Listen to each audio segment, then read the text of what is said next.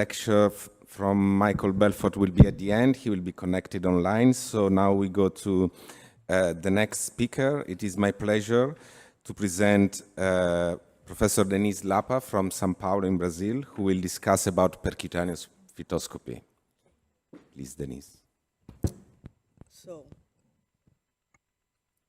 I'm not sure if I am going to correspond to expectations, because I'm not going to talk about fetoscopy approach, but I'm going to talk about the repair itself. It was very well introduced by Jan, and I hope I can shed some light. So he already spoke about the neurosurgical technique, which is they close the dura mater, then they close aponeurosis and muscle, then they close the skin. When I started thinking about doing something fetoscopic, I thought that these layers would be impossible to do using fetoscopy. So the first thing I tried to do was to simplify the approach. And in that way, we changed many things, thinking out of the box, not being a neurosurgeon. So we decided to test this biocellulose, which is a product that's biocompatible, and it adheres to the skin when the skin is damaged. It doesn't detach until the skin is formed underneath. Well, that worked very well when the baby was out of the uterus, but once you put it in, this biocellulose goes away in the fluid. So we decided to just put some stitch to keep the biocellulose there. But before that, we had searched for all studies that were done by that time regarding techniques for closure. And you can see here there is a variety of techniques with rotation of the muscle, putting glue on the placard. And we started 14 years of animal studies. And we started with the rabbits, then we moved to the sheep. And I will bother you with the sheep because it taught me a lot about fetal self-repair. So we have here a lesion that was covered by the biocellulose, and we just did a continuous running suture to be fast. And we found that those babies had not leaked, and we saw that the biocellulose induced the formation of a fibroblast layer that is in continuity with the original dura mater. So it's a neo dura mater.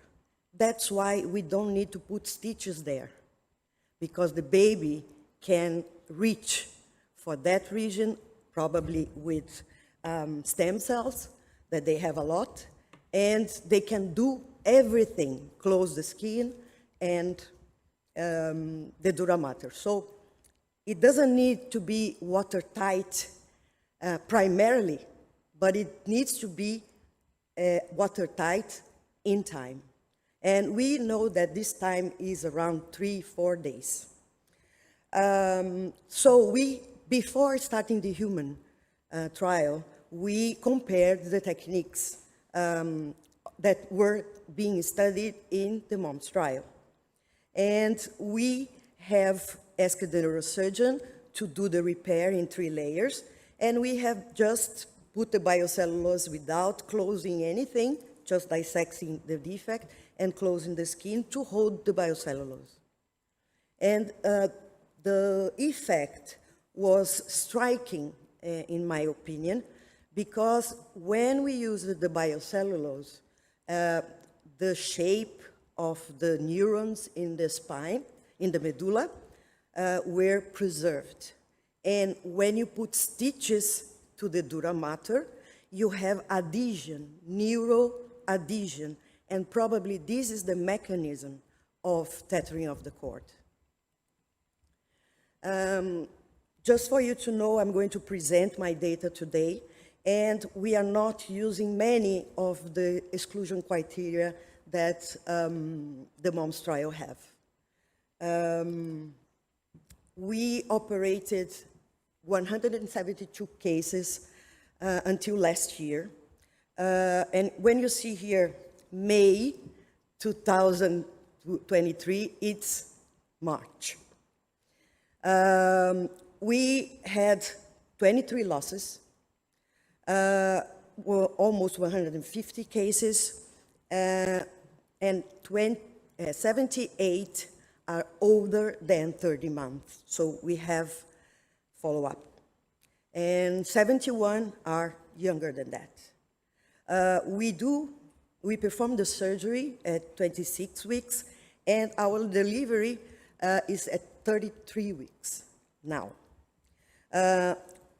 We could reduce bladder catheterization because now we are checking the young babies where we had changed the technique. I'm going to show what happened. And we had 30% of the need to catheterize the bladder. It's always tricky when you are watching presentation about spina bifida because there are subtle details that can make you think the wrong, make you have the wrong concept. So any degree of reversal of hindbrain herniation occurs in almost 100% of the cases. Complete reversal is 87. We managed to reduce our CSF deviation to 36%. Branco. We are performing Laranja. Verde. the neurodevelopment studies Amarelo. in these babies. Roxo. We are using a scale that's Azul. called PEDI scale Vermelho. because we could not have our patients, all Rosa. our patients coming in to have Amarelo. Baileys. Ê! And as you can see here, those babies are doing very well. Oh.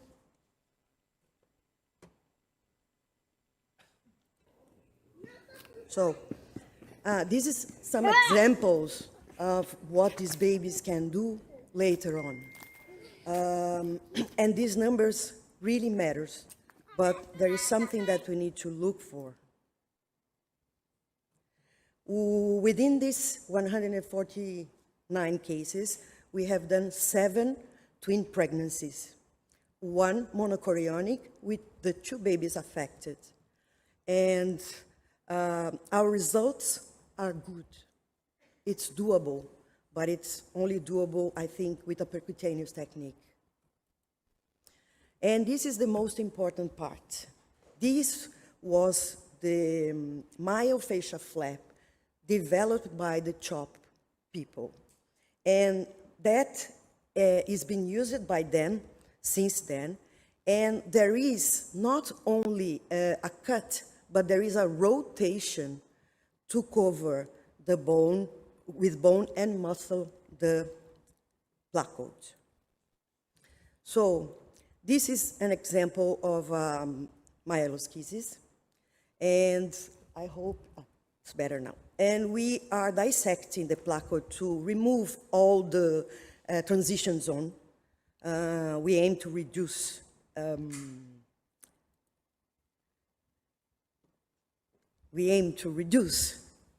the inclusion cysts. And here you are seeing what we can do with 3 ports, which is we can dissect bilaterally and rotate the flap as they do in CHOP now. So this changed our rates of almost everything. We don't have leak, we improved neurological outcome, and it's kind of hard to do, but with experience, you can do it. Can you see, I'm placing the biocellulose over the placode, and I'm closing the myofascial flap, rotating the two sides, okay? So, not always is possible to do that, especially if you are using a technique with 2 ports only. So what the guys in Texas are doing is only cut laterally, they don't rotate, and they only put a suture that, in my view, we squeeze the placode a lot. And this is the result when we do the rotation. So, for a long time, people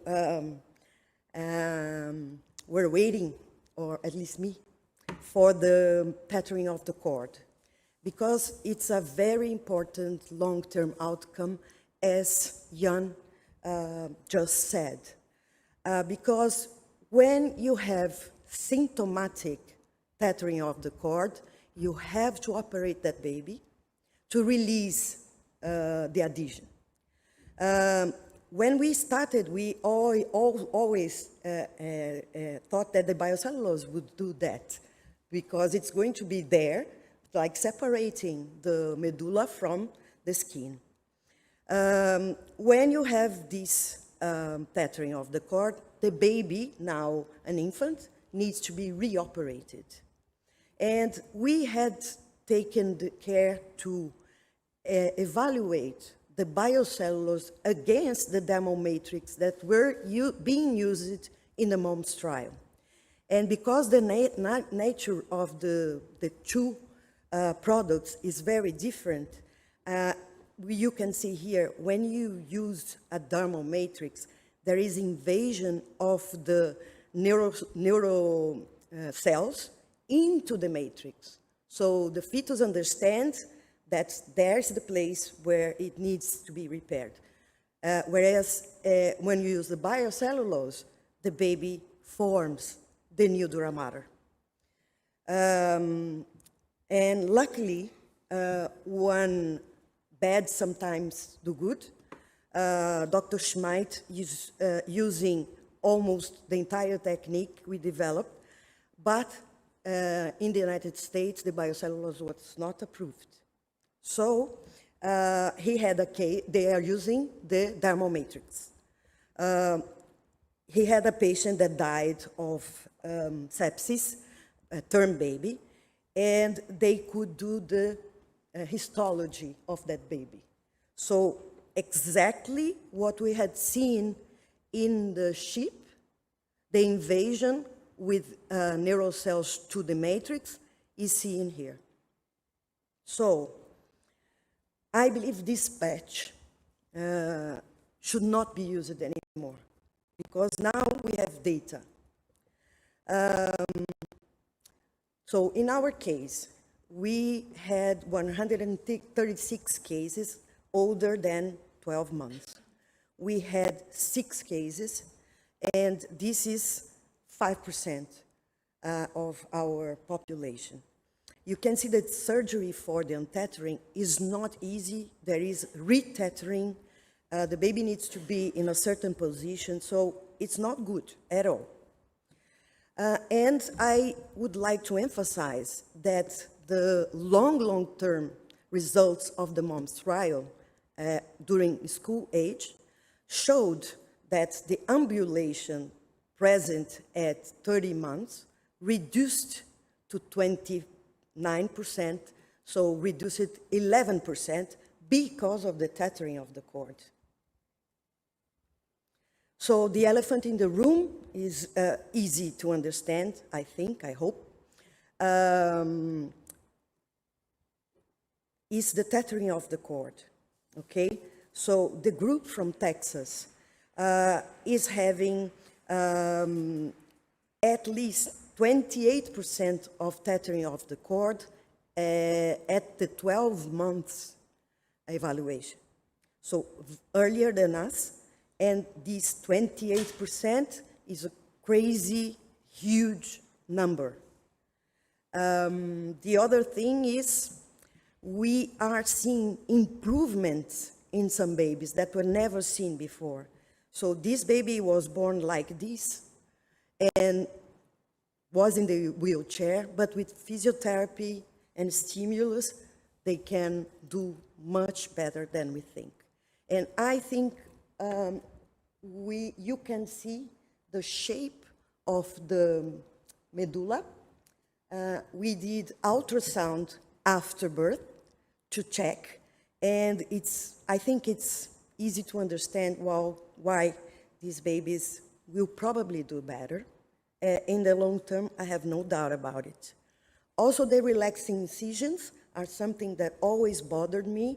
We, ages ago, more than 20 years, developed a technique with an artificial skin, but again, I am not American. So, to conclude, these are the techniques that we are going to discuss today. I don't think it's a matter of which one of these axes you are going to have.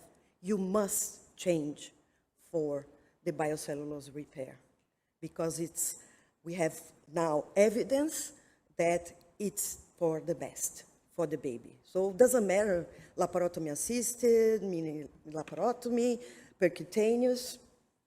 That's what matters. And everyone can do that, even the open surgery guys. So we started now to compare our technique to the MOMS trial.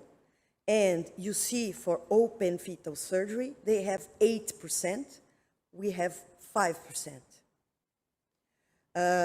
We need to start counseling our patients, not with these numbers, but with these numbers that are much better. So we traveled a bit for all the other crazy people that wanted to do this technique. So the first place was Israel. I'm not sure if Hamutal is here, but I missed her photo. Then we came to Milan, Chile, Los Angeles, and finally, London, which was for sure the peak of my career. Also, Prof watched it online and one of our procedures. And now we have a pretty huge gang because not only the ones that I told you, but Uruguay, Poland, and Taiwan have already done this technique.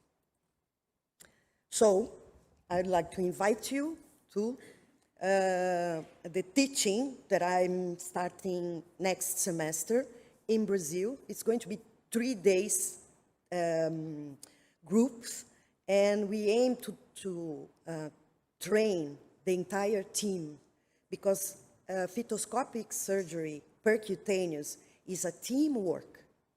If you are a solo surgeon, it will never work. So I'm inviting you to come.